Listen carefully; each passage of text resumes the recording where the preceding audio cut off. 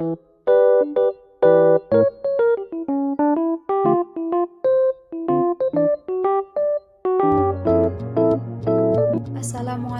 warahmatullahi wabarakatuh.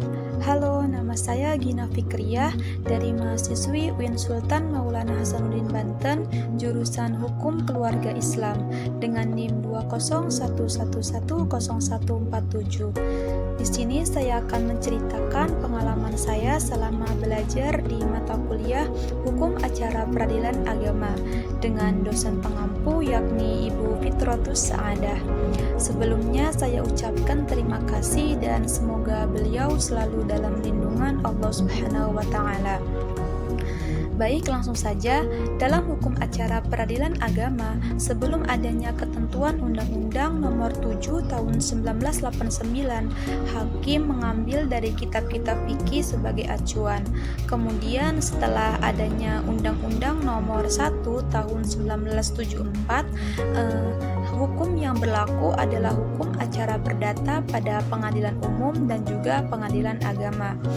Asas-asas hukum acara peradilan agama secara umum yaitu ada 13, yaitu yang pertama asas personalita keislaman, asas pemeriksaan dalam 2 tingkat, asas hakim bersifat menunggu dan lain sebagainya.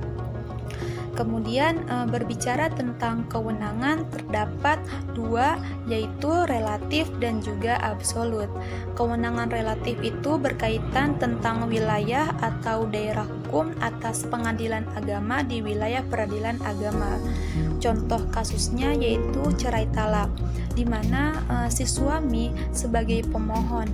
Lalu pengadilan mana sih gitu yang mengadili kasus ini, yaitu di tempat si istri. Namun, apabila si istri meninggalkan kediamannya berarti di tempat si suami. Sedangkan dalam perkara gugat cerai, si istri sebagai pemohon, suami sebagai tergugat, lalu dilaksanakan di pengadilan tempat si suami. Sedangkan kewenangan absolut sendiri yaitu berkaitan dengan perkara yang ada di pengadilan agama secara mutlak, diperiksa dan diadili oleh pengadilan agama. Kemudian produk hukum acara peradilan agama itu ada 2, yakni putusan dan juga penetapan.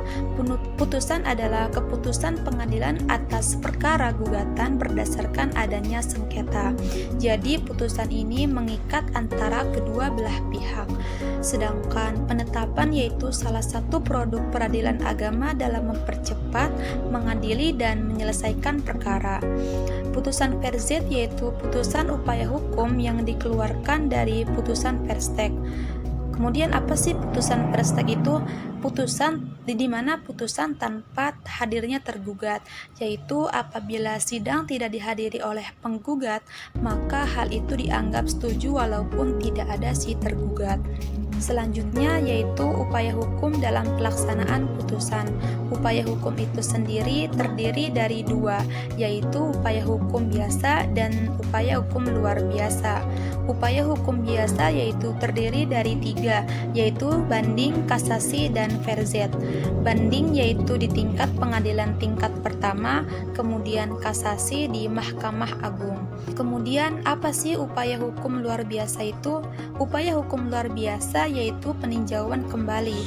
Peninjauan kembali yaitu di mana ada salah satu pihak yang dirugikan, maka si pihak bisa melakukan peninjauan kembali dengan syarat adanya kebohongan dan bisa membuktikan bahwa hal yang dibicarakan oleh si penggugat itu bohong dan si tergugat punya bukti bahwa ia tidak melakukan hal tersebut ataupun hal yang si penggugat itu beberkan.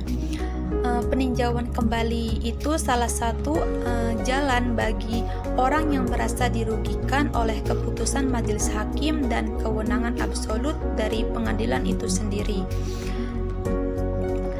Jadi seperti itu pengalaman yang bisa saya ceritakan. Banyak banget materi-materi yang kita pelajari dan saya berharap bisa lebih menguasai banyak-banyak ilmu tentang hukum acara peradilan agama yang lain, dan semoga juga bisa dipraktekkan suatu saat nanti.